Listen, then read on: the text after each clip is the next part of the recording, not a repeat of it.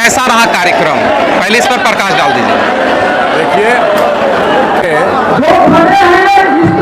8 तारीख अगले 8 अक्टूबर तक बिहार के सभी 243 विधानसभा क्षेत्रों में 243 विधानसभा क्षेत्रों में संस्थापक सदस्य और सभी कार्यकर्ताओं का सम्मेलन निर्धारित किया है। बिहार के अलग अलग क्षेत्रों में अलग अलग दिनों में 3 तारीख से यह सम्मेलन शुरू हुआ है और 8 तारीख को समाप्त होगा, 8 अक्टूबर को समाप्त होगा। इसके माध्यम से आप कह सकते हैं कि हमारे प्रत्याशी जो पार्टी में एप्लीकेंट थे उन लोगों ने और पार्टी के अन्य लोगों ने अलग अलग यात्राएं किया।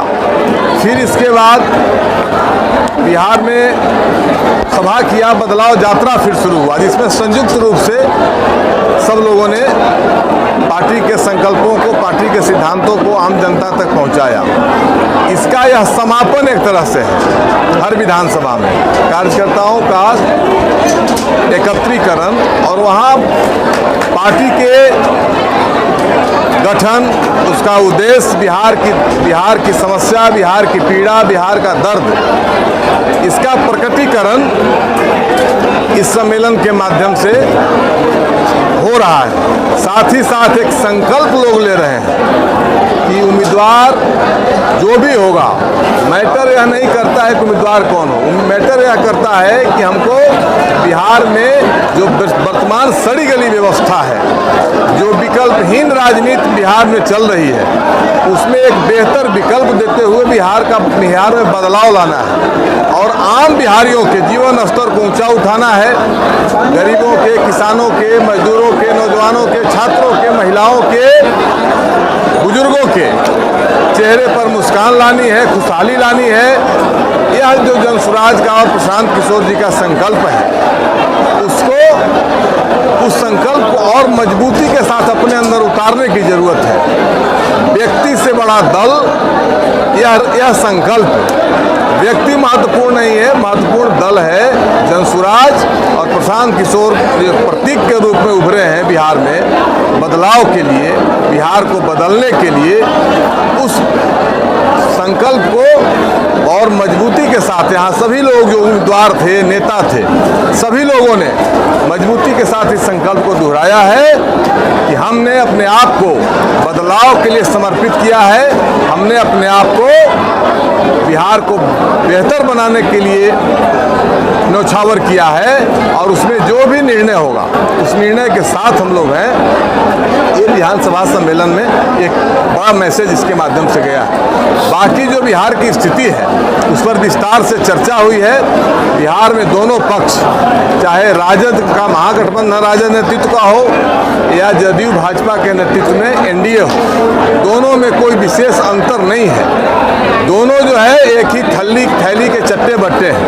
आज प्रशांत किशोर का भय दोनों पक्ष के नेताओं को सपने में भी आता है। सारे लोग एक्सपोज हो रहे हैं, नंगे हो रहे हैं, या साबित हो रहा है कि हमाम में सभी लोग नंगे हैं, सभी लोग चोर मौसेरे भाई हैं, एक दूसरे का पाप छिपाने की प्रवृत्ति है। सारे लोग इसी लाइन पर काम कर रहे हैं कि तुम मुझे बचाओ और हम तुम्हें बचाएंगे। प्रशांत किशोर ने कहा कि हम किसी को नहीं बचने देंगे।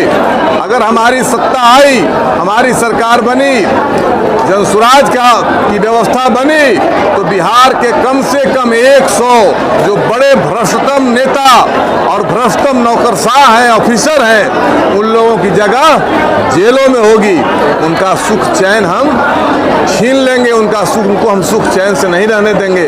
बिहार की बेबसी के लिए जिम्मेवार, बिहार के दर्द के लिए जिम्मेवार ये नेता और नौकरशाह, इन लोगों को जनसुराज बख्शेगा नहीं।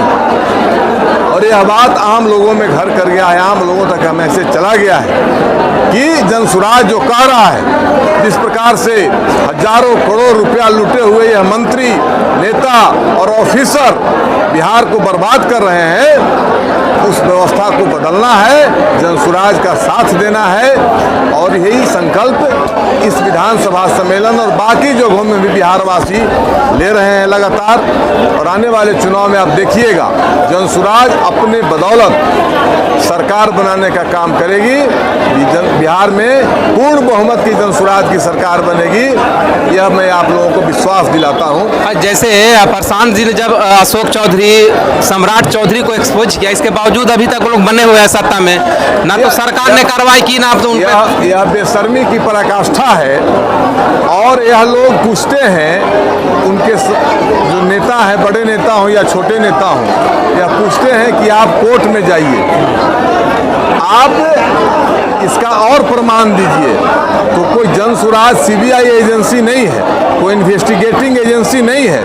हम प्रमाण दिए, आप उसका जवाब दो। एक तो लीगल जवाब देना चाहिए, और दूसरी बात है कि लोकतंत्र लोकलाज से चलता है, नैतिकता का तकाजा है। नीतीश कुमार जैसा बिहार का मुख्यमंत्री अगर होशो हवास में होते, अपनी उनकी दिमागी और शारीरिक हालत सही होती, ये सारे लोग अपने पद पर आज के दिन में नहीं रहते। लेकिन नीतीश कुमार कोई निर्णय लेने में सक्षम नहीं है। उनको पता भी नहीं है कि अशोक चौधरी पर कौन सा आरोप लग रहा है, उनको यह पता भी नहीं है कि सम्राट चौधरी पर कौन सा आरोप लग रहा है, मंगल पांडे पर कौन सा आरोप लग रहा है। तो नीतीश कुमार अगर अपने पूर्व की अवस्था में होते, यह बात आज कहने का कोई साहस नहीं करता।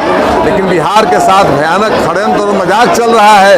नीतीश कुमार को मुखौटा के रूप में इस्तेमाल करके अपने स्वार्थ का साधन लोग कर रहे हैं, अपने हितों को लोग ये साध रहे हैं। इसलिए जनसुराज जनता की अदालत में बार बार यह कह रहा है कि चोर और भ्रष्ट लोगों को कसने की जरूरत नहीं है। सबसे बड़ी अदालत आपकी है, और आपकी अदालत से जो फैसला होगा, तो कल इन लोगों को जनसुराज सरकार में आकर के इन लोगों को जेल के शिकंजों में पहुंचाने का काम करेगा।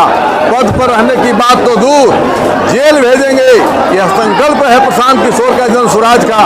कम से कम बिहार के 100 जो भ्रष्ट मंत्री और नेता हैं, उनको हम जेल भेजने का काम करेंगे। हमारी व्यवस्था बनेगी तो बहुत जल्दी, ये मैं आपको विश्वास दिलाता हूँ। अच्छा, आखिरी सवाल सर, जैसे एनडीए है, महागठबंधन है, पुरानी पार्टियां बूथ लेवल तक मजबूत हैं, क्या आप उस स्तर तक मजबूत हुए अभी, बूथ लेवल तक उनको टक्कर दे सकते हो चुनाव? इतिहास के झरोखे में जब जाइएगा तो देखिएगा कि कांग्रेस पार्टी बहुत मजबूत थी, और 77 में जनता पार्टी की स्थापना हुई। सारे दल जो इमरजेंसी से निकले हुए नेता थे, उन लोगों ने अपने दल का विलय जनता पार्टी में किया, और आनंद फानंद में बना हुआ दल पूरे उत्तर भारत से इंदिरा जी को, उनके बेटे को और पूरी कांग्रेस पार्टी को उखाड़ फेंकने का काम किया था। जनता की ताकत सबसे बड़ी ताकत होती है, संगठन उसके बाद होता है। और जनसुराज इतना ताकतवर संगठन बनाए हुए है, बूथ स्तर तक संगठन हो गया है। जनसुराज की बात नीचे स्तर तक रोज पहुंच रही है। इसलिए जनसुराज को कमजोर करके आंकना कि इसका संगठन कमजोर है। 89 में बीपी सिंह ने कैसे कांग्रेस को उखाड़ फेंका था? बीपी सिंह का जन मोर्चा कहाँ मजबूत था? बीपी सिंह कौन सा संगठन बनाए थे? हम तो अपेक्षाकृत मजबूत संगठन लेकर के चल रहे हैं। जनसुराज का संगठन प्रखंड स्तर पर, पंचायत स्तर पर और बूथ स्तर तक बना हुआ है। बीपी सिंह का जन मोर्चा कहीं बना हुआ नहीं था, लेकिन कांग्रेस की ताकतवर राजीव गांधी की सरकार को बीपी सिंह ने जन मोर्चा बना करके और बाद में जनता दल का आनंद फानंद में गठन करके ध्वस्त करने का काम किया था। इसलिए एक बात जान लीजिए कि जनता की ताकत, जब जनता जागती है तो ये सारे चीज समाप्त हो जाते हैं। उस बाढ़ में ये लोग बह जाएंगे, इनका संगठन भी बह जाएगा और इनके नेता भी बह जाएंगे, कोई सामने टिकेगा नहीं। और जनसुराज की व्यवस्था बिहार में अगले विधानसभा चुनाव में बनेगी, इतना विश्वास रखिए। चलिए सर, बहुत बहुत धन्यवाद सर। धन्यवाद।